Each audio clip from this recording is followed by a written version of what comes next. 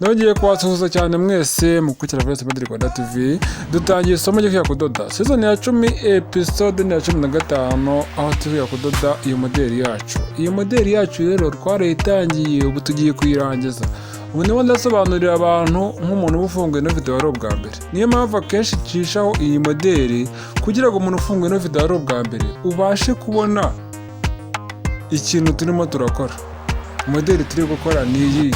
Ese kubonye ko turi kwiga iki? Dore turi kwiga ikanzu.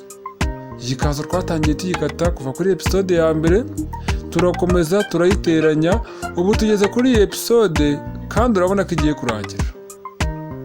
Igiye kurangira.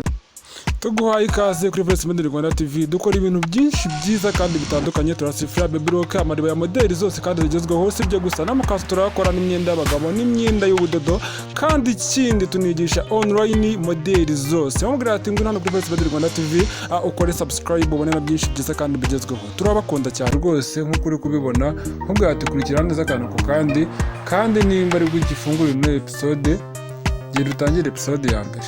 Wenda yirebe nta kibazo, ariko ugiye gutangira na episode ya mbere umenye byatangiye gute, ese twakase gute, ibi byose ko twabikase twagendeye kuki kandi twanapimye gute, byose narabisobanuye neza no gupima ku buryo buri kantu kose urebye iyi modeli kuva itangiye kugeza irangiye nawe wabasha kudoda ikanzu nk'ingiyi ko yose. Hano rero twari tumaze gutera fronce, tumaze kuzicomeka kuri ya bishya. Icyari gisigaye urabona ko rwose ibintu byacu bimeze neza.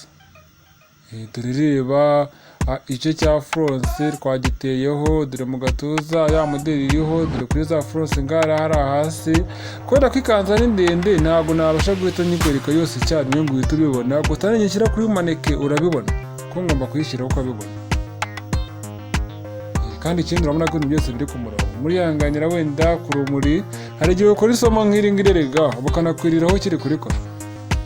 Ntugire ngo wenda ushobora kudoda ino kanzu bisanzwe dukadoda mu gihe runaka byihuse cyane, ariko iyo ushyize nk'ibintu byo gutunganya isomo ukuntu nzabireka ukuntu bizaba bimeze, ubu ngubu nakabaye nakomeje ngeze kuri yaba ntari gukora isomo n'amaboko n'amazi no kuyacomeka byarangiye no gukuba n'ibintu byose. Ariko kubera ko ndi kubanza kuvuga ati reka mbereke na hano hari ibi na hariya na hariya naho hitegereze, niyo mpamvu bisa n'ibitindamo ariko mutajya mubyihanganira. Nese ko ntakihutisha ibyo ibintu byo kwihutisha mbikora mu isomo kwiga modeli. Kwihuta ngira nk'ahantu wabimenyereye, ariko hano kwiga kudoda ni gahoro. Rero hano ikintu tugiye gukurikizaho tugiye kuringaniza kuba hasi tuzahakuba nyuma ku ikanzu nta kibazo. Reka turinganize kano kanya kuko nibyo bintu nabyo bigiye kudusaba imibare mikeya kugira ngo nabyo banze uhite ubibona. Kuringaniza narabigusobanuriye urabizi, nimba twaratangiranye season ya mbere n'iya kabiri tukaba tugeze kuri season ya 10, tukaba tugiye kujya ku ya 11. Ugomba kuzi kuringaniza neza. Kuringaniza ntabwo ngiye mbivugaho byinshi. Ngiye kuringaniza byoroheje, kandi ikindi kuringaniza bibamo ubwoko bwinshi bugiye butandukanye.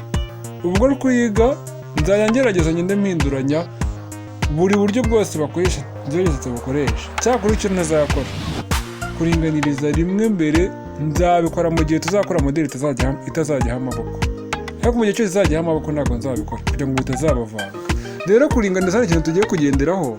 Turaturuka ku rutugu rumwe hariya, dutambika imetero yacu kuriya, duce hariya hejuru ku ijosi, tugere ku rundi rutugu hirya turebe harimo kangahe. Nimba tugiye kuringaniza tugashyira wenda kuri 15 n'igice, tukarizamo kotire bikaba 16, 15 n'igice. Noneho turenzamo ya kotire y'igice wenda 16, turebe 16, turebe hararengamo rimwe. Noneho ririya rimwe ngiye kurigaburamo kabiri. Ku ruhande rumwe nkoreho igice, n'urundi ruhande nkoreho igice. Nimba arankoreho igice nandi ku ruhande rundi naho ndakoraho igice, kugira ngo hose haveho imibare ingana. Ni kuriya baringaniza. Noneho rero mu burebure ngiye guhindura uburyo nabasobanuriyeho ubushize. Ubwo nabasobanuriyeho ubushize nabwo ntabwo mwanze, ni uko mba ngira ngo duce mu buryo bwose, kuko uri kurikirana isomo ushobora kuba wenda wiga kudoda hari uburyo bakwigishijemo ataribwo nagusobanuriye nk'ubushize. Ngiye kongera gusobanurira ubundi buryo gatoya. Mu burebure rero ndaringaniriza kuri 7, aya mpande yashyira kuri 7, ndaje gusobanurira impamvu mpisemo 7. Noneho nshobora guturuka hariya hejuru umanuka wihete kuriya ugere muri ka 7, kandi umanuka usa n'uwinjiyemo kuriya. Abantu bamanukira ku ruhande, noneho ngapima kuriya nkareba ko harimo umubare nshaka. Ndapima kuriya mpime kuriya ngendeye kuri uriya murongo, ndebe ko harimo nibura 9 cyangwa 8 n'igice, kuba ndebe ko igituza kirimo neza. Igituza kirimo, ndaje gusobanurira impamvu manutse 7, gusobanurira n'impamvu ndimo ndashaka nk'uriya mubare metero kuri amanuka kuriya. Ibyo byose ndashaka gusobanurira kugira ngo utaza kuza gucikwa, kambaze mbikore kuriya. Uba ugomba guhita buriya hari umubare, nimba wenda ugiye gushaka nk'8 n'igice, ngomba kuwubona, ntambike metero kuriya ngende, ndabona ko ndi gushakamo 9, dore 9 ririmo. Ni ukuvuga ngo iyo umaze kumanuka ya 7 aho igarukiye uhashyira ingwa 7 y'amaha. Noneho wamara kuruka 7 y'amaha ukamanuka umurongo w'ingwa uhise kuriya. Noneho uriya murongo wamara kuwuheta ukawugwisha hariya ku ruhande, noneho ukamanuka upima imetero yawe, dore hariya ni ka 7, dore kagera hariya. Noneho ndamanuka uriya murongo uhese kuriya, umanuka ugenda uhese ugere hariya ku ruhande neza. Noneho nize mpima uriya murongo ndebe harimo kangahe. Uyu murongo niwo ngiye gupima, uyu murongo ndashaka ko wajya mu 9. Urabona ko hano 9 ririmo, ariko haraburaho akantu gato cyane, ariko twanakirengagiza nta kibazo. Kari akantu katageze muri 25 ntabwo katezamo ibibazo cyane. Ni ukuvuga ngo rero ikintu ngiye gusobanurira hano, rero iyo umaze kubona ko iyo mibare irimo uhita ukata kuriya. Rero ngiye gusobanurira neza umenye iriya mibare dukoresheje ivuriro. Mbere na mbere no hirya naho ngiye kuhakata, ariko kondisiyo yo gukata igipande cy'imbere ndinjiramo igice, winjiramo igice. Niba nyinganirije ku 9 n'amanutse wa murongo ufite 9, ubwo nipima akaboko ndapima 9 n'igice, kuko haramba ninjiyemo ni igice. Iyo ukirekuye hari ukuntu umuntu yambara ukabona nyine hameze nk'ibyipfunyanditse imbere, ukuntu uzareba imbere y'akaboko utabikoze uba ubona birimo no ku ishati ya kigabo, naho hari ukuntu binjiramo akantu gatoya. Rero uringaniza nk'ibisanzwe bireshya kuri ya mibare twapimye, ukaringaniza bireshya. Ariko ugafata igipande cy'imbere ukinjiramo gatagana hariya hasi, dore ku gipande cy'imbere gusa ukinjiramo nibura igice kuriya, ugasa n'uheta kuriya. Ndabizi ko abantu bashyashya rwose mu kudoda guheta kuriya birabagora, ariko jya ugerageza. Niyo mpamvu nkubwira ngo banza ukorere ku mwenda wo kwigiraho, kuko uramutse ufashe umwenda nk'uyu nguyu ugapfa byaba ari ikibazo. Ariko umwenda wo kwigiraho waba ari uwo kwigiraho, unanapfuye wareba uburyo kibikosoramo. Ariko uzajya wigura igitambaro cy'abandi gipfuye, nese uzi ko arimo wiyishe, ikaze uzi ko waba wiyishe. Kuringaniza birarangiye. Rero ngiye kukubwira rero ahantu iriya mibare yose ivuye. Ni ukuvuga ngo tumanutse 7. Rero kuringaniza amaha y'umumama cyangwa se umukobwa, ushobora kumanuka hagati ya 7 umuntu mutoya, 7 n'igice, cyangwa 8 ku muntu munini. Kimwe nuko yaba n'umuntu munini cyane ukaba wagira 8 n'igice, bitewe n'ukuntu afite nyine akaboko kanini. Rero ari umuntu utari munini ushaka kumanuka 7. Noneho sasa rero aho ya 7 yageze, ugahita umanuka umurongo uturutse hejuru ku rutugu ukawuheta. Ariko uwo murongo yari umuntu ufite amaha aringaniye, ushobora kumanuka matoya, mbega umuntu mutoya ushobora kumanuka umurongo ugashakamo nibura 8. Yaba ari umuntu wisumbuyeho, dore aha ngaha ngiye kubanza nkubi hasi, aha ni hasi tugiye gukuba. Yaba ari umuntu wisumbuyeho gatoya, si umanuka 8 nawe ukamanuka 8 n'igice muri uriya murongo, ushaka nko 8 n'igice. None yari umuntu munini, uriya murongo urawuheta kuri ariko ukawuheta tuturutse ku rutugu hejuru, tukamanuka tuwuheta ugashakamo 9.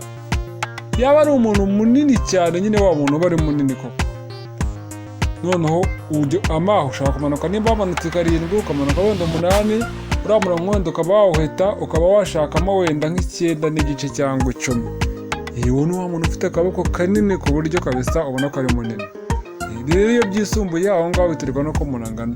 Kandi ikindi hariya icyiza ni uko umanuka imibare iringaniye kugira ngo umanuke binini, wenda bize kuza kukubana binini buri ukuntu bigabanya, ahubwo wageza kumanuka utubare dutoya cyangwa imibare mikeya, noneho haba n'ikibazo basi wajya no gukosora ukavuga ati napimyemo aha mato kanyongeje, ngiye kongera nageze hasi ho gatoya, nimba namanutse 7 n'igice, nimba wenda nashatsemo wenda 9, shaka nk'I9 n'igice, ariko utavuze ngo namanutse amaha y'8 none abaye manini ndashaka 7 se wayishyiramo wayikura he?